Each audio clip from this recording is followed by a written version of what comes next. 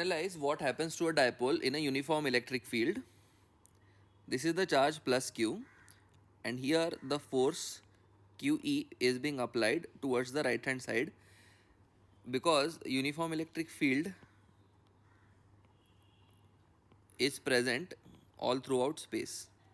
So this is the uniform electric field present from the left hand side in the diagram to the right hand side all throughout space.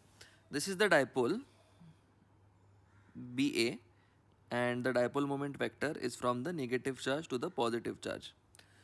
So a force plus QE, this force will be applied on the positive charge, and a force minus QE will be applied on the negative charge, because the electric field exerts a force on the positive charge in the direction of the electric field, and a force on the negative charge in the direction opposite to the electric field.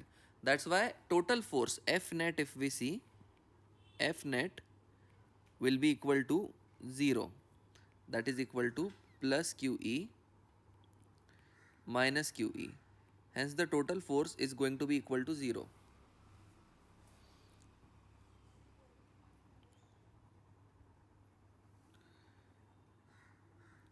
But there will be a torque that is exerted, and this torque will tend to rotate the dipole.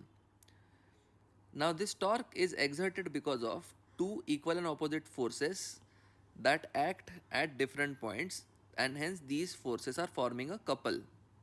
So let us say we can try to find out the torque about this particular point B. If we extend this line BC, we can see that we have the length arm as shown over here, and the length of this arm is going to be equal to 2d sine of theta, because this is the angle theta and this happens to be the opposite side in this particular triangle. In this triangle, this is the opposite side and this happens to be the hypotenuse 2d. 2d is also the distance between the charges. So what does that mean?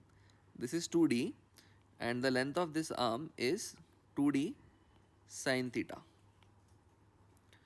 Now we can write down the torque as QE, which is force times the length arm, which is QE times 2d sine theta along the point B, and the torque will come out to be the same if we calculate it along any other point as well.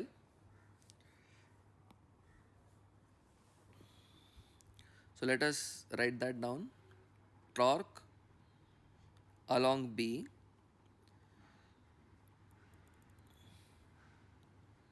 is the same as torque around any other point, the general generic torque, and that will be equal to force, which is QE, times 2d sine theta. Now we know that Q into 2d is nothing but the dipole moment vector. So this is PE sine theta, and torque, so this was the magnitude of torque. If we are talking about the direction, then we can clearly see that the torque is pointing in the downward direction. Now if we combine magnitude and direction and also think that PE sine theta looks something like the vector product between P and E, this can be written down as P cross E. So P cross E matches the magnitude as well as the direction of torque, and hence we can write down the vectorial equation of torque as torque is equal to P cross E, because when resolved this is going to come as torque is equal to PE sine theta n cap, where n cap is a unit vector in the downward direction, and hence the value of torque in this particular scenario is P cross E.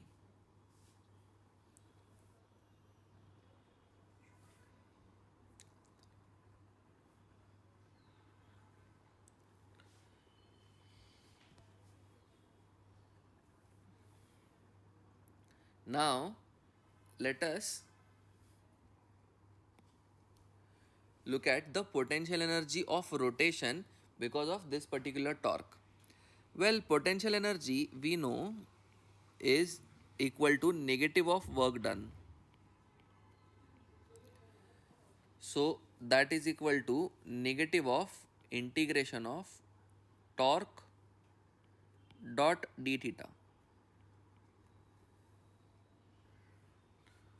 So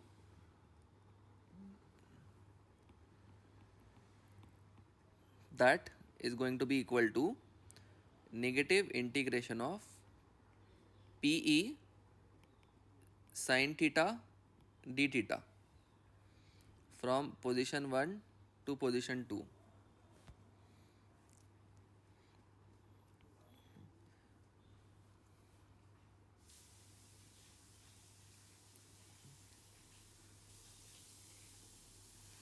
So this is going to be equal to minus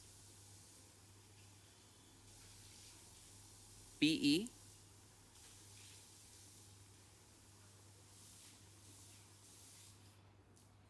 cos theta. This would be the change in the potential energy delta U. So delta U can be said to be minus Pe cos theta. Therefore, delta U can be said to be minus P dot E, because this is also like the dot product. Pe cos theta is nothing but the magnitude of the dot product. So this is the change in the potential energy associated with rotation. Now here we should not get confused between electrostatic potential energy and potential energy associated with rotation. This particular potential energy is the potential energy that is associated with the rotation of the dipole and not the electrostatic potential energy.